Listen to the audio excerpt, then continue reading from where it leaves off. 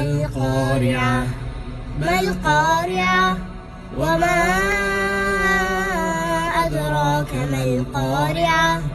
يوم يكون الناس كالفراش المبثوث وتكون الجبال كالعهن المنفوش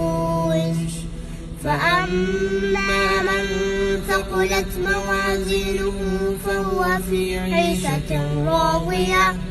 وأما من خفت موازينه فأمه هاوية وما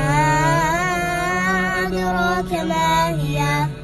نار حامية.